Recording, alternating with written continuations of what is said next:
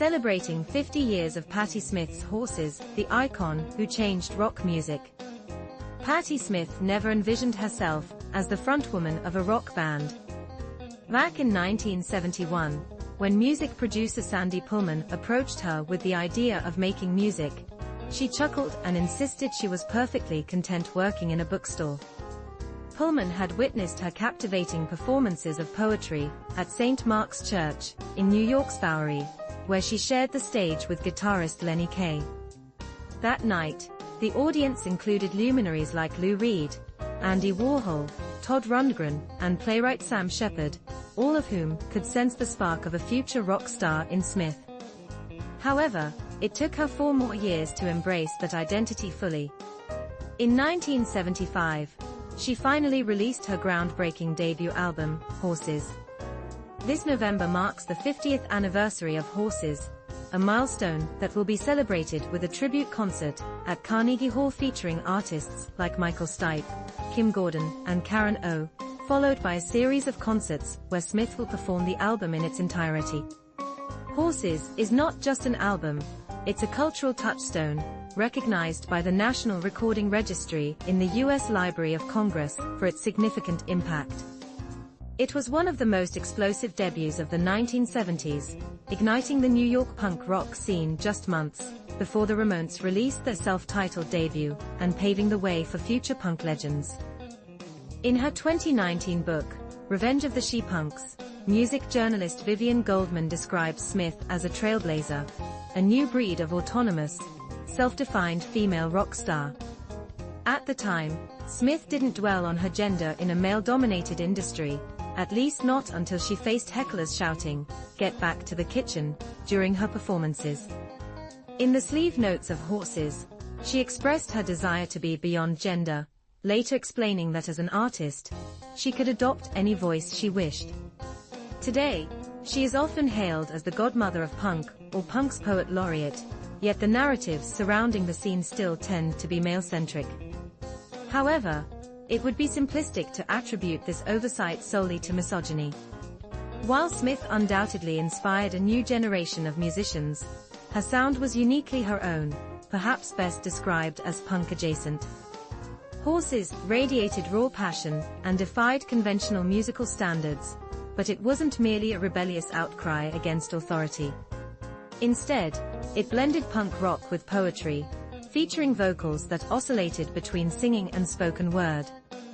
Smith openly celebrated literary giants like Baudelaire, Rimbaud, Blake, Jenner, and Plath, and as she noted in her memoir, Just Kids, poetry was her guiding principle in music. For her, Horses represented 3-chord rock merged with the power of word. Before Horses, Smith dipped her toes into recording with a cover of Jimi Hendrix's Hey Joe in 1974, reimagining the story of a man on the run after killing his wife by replacing him with the kidnapped heiress Patty Hearst. While the cover was decent, it was the B-side, His Factory, that hinted at her future brilliance. This raw, incantatory track, which began as a poem, recounted her experiences working in a New Jersey factory at 16, where she faced relentless bullying for her love of poetry. When she refused to leave her Rimbaud book at home, her colleagues retaliated in a shocking act of humiliation.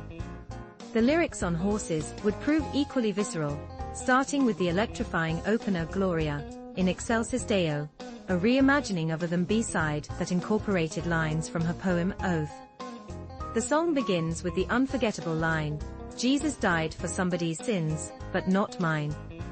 This was more than a rejection of religion, it encapsulated Smith's essence, hypnotic, primal, and uncompromising. The album features tales of female suicide in Redondo Beach, alien encounters in Birdland, and a dream of Jim Morrison bound like Prometheus in Break It Up. In Free Money, the most straightforward rock anthem on the album, she dreams of winning the lottery and escaping poverty. Recorded at Electric Lady Studios, just a stone's throw from Smith's New York apartment, Horses featured a stellar lineup of musicians, including Kaye, Tom Verlaine from Television, and drummer J.D. Doherty. Together, they crafted a spiky garage rock sound that would become synonymous with the late 1970s punk scene. Producer John Cale of the Velvet Underground encouraged improvisation and embraced the band's rough edges, leading to a tumultuous 5-week recording process filled with clashes between him and Smith. Cale later described working with her as confrontational, like an immutable force meeting an immovable object. The album's cover image, shot by Robert Mapplethorpe, further reinforced Smith's beyond gender ethos. Captured in black and white, the photo shows an androgynous Smith in a white shirt and slacks, exuding a cool confidence. When her label suggested airbrushing her upper lip hair, she firmly rejected the idea, insisting it remain untouched. When Horses was released on November 10th, significantly, the death date of her beloved Rimbaud, Smith had already established herself as a poet and music journalist. She had endured years of struggle in New York with Mapplethorpe, often living in poverty, but by this time, she was more financially stable. With the album complete, she thought she would return to writing and perhaps go back to her bookstore job. As she later reflected, rock and roll was just a temporary detour for her. What she didn't anticipate was the album's overwhelming success, which led to worldwide performance requests and demands for more music. Critics were mixed, with some like Grail Marcus dismissing her work as mere homage to the likes of Buñuel and Rimbaud.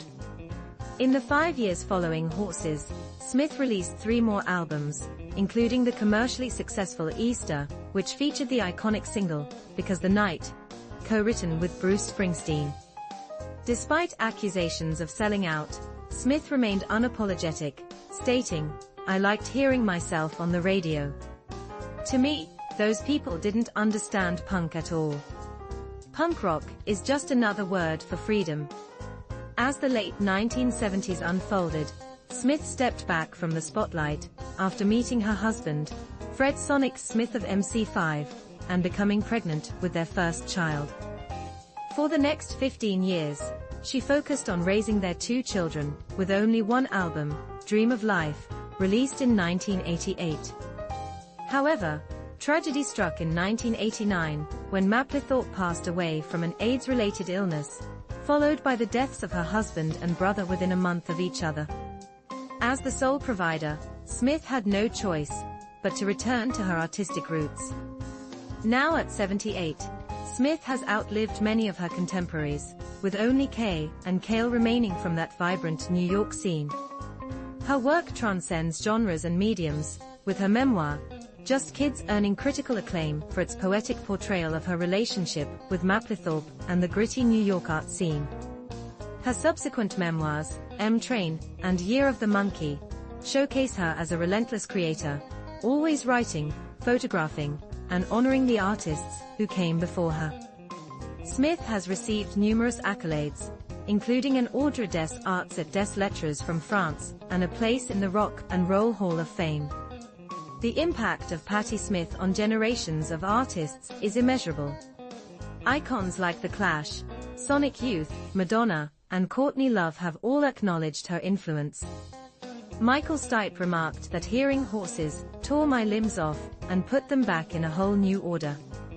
At her concerts today, you'll find a beautiful mix of old punks and young fans, all united in their admiration for this accidental icon and rock's most extraordinary Renaissance woman.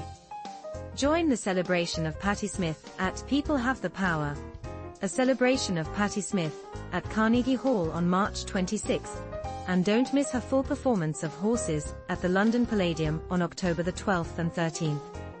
Tickets are available now.